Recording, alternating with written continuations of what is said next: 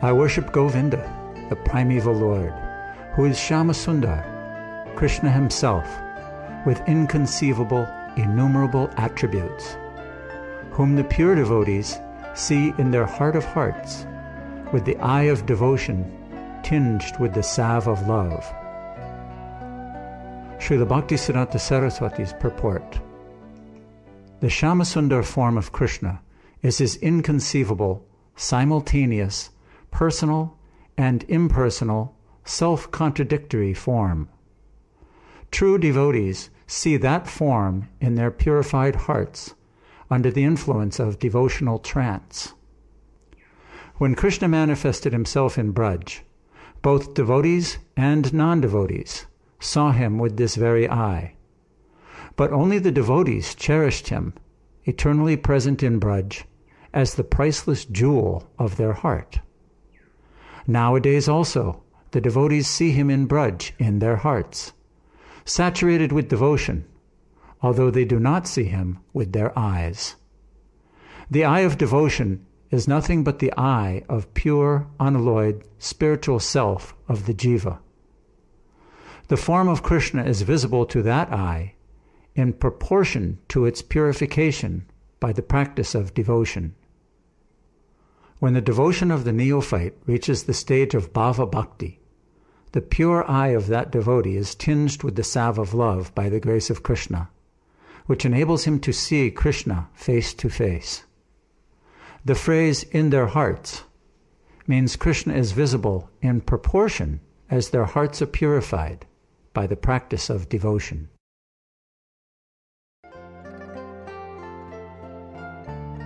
I worship Govinda, the primeval Lord, who manifested himself personally as Krishna and the different avatars in the forms of Ram, Nrsimha, Vamana, etc., as his subjective portions. I worship Govinda, the primeval Lord, whose effulgence is the source of the Brahman mentioned in the Upanishads. Being different from the infinity of glories in the mundane universe, he appears as the indivisible, infinite, limitless truth. Srila Bhaktisiddhanta Saraswati's purport.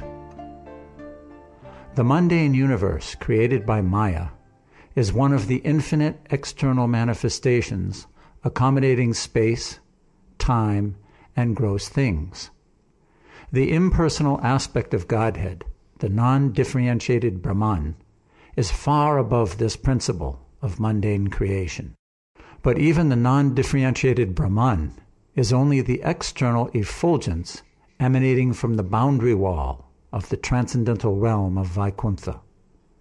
The non-differentiated Brahman is indivisible, hence is also one without a second, and is the infinite and residual entity.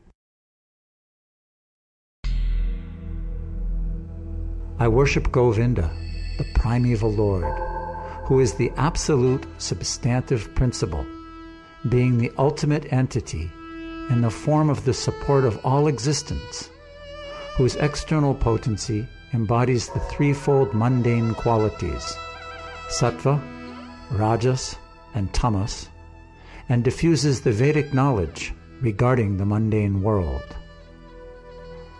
Srila Bhaktisiddhanta Saraswati's purport. The substantive principle, which is mixed with the threefold mundane qualities, is mundane, while the unmixed substance is transcendental. The quality of eternal existence is the principle of absolute entity. The person whose proper form abides in that essence is alone unalloyed entity, non-mundane, and freed from all mundane quality. He is cognitive bliss. It is the deluding energy who has elaborated the regulative knowledge, Vedas, bearing on the threefold mundane quality.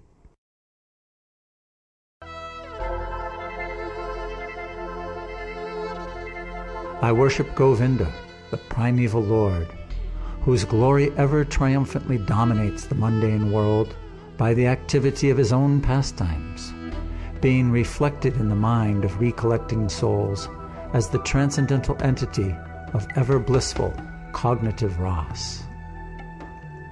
Srila Bhaktisiddhanta Saraswati's purport.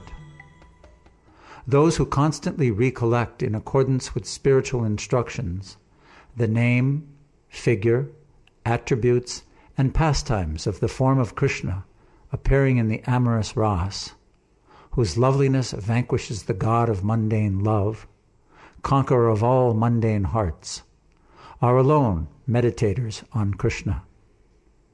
Krishna, who is full of pastimes, always manifests himself with his realm only in the pure, receptive cognition of such persons.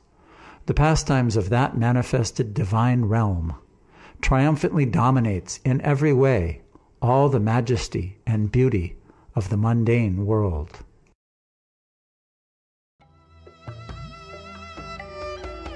Lowest of all is located Devi Dham, the mundane world. Next, above it, is Mahesh Dham, the abode of Mahesh. Above Mahesh Dham is placed Hari Dham, the abode of Hari. And above them all is located Krishna's own realm, named Goloka. I adore the primeval Lord, Govinda, who has allotted their respective authorities to the rulers of those graded realms. Srila Bhaktisiddhanta Saraswati's purport. The realm of Goloka stands highest above all others. Brahma, looking up to the higher position of Goloka, is speaking of the other realms from the point of view of his own realm. The first in order is this mundane world, called Devi Dham, consisting of the 14 worlds. Next, above Devi Dham, is located Shiva Dham, one portion of which, called Mahakala Dham, is enveloped in darkness.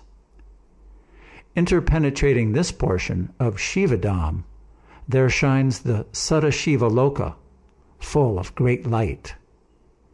Above the same appears Hari Dham, or the transcendental Vaikuntha Loka.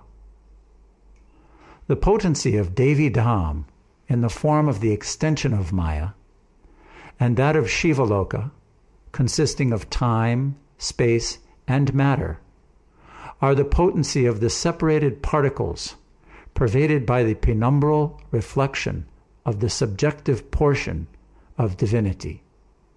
But Hari Dham is ever resplendent with transcendental majesty, and the great splendor of all sweetness predominates over all other majesties in Goloka.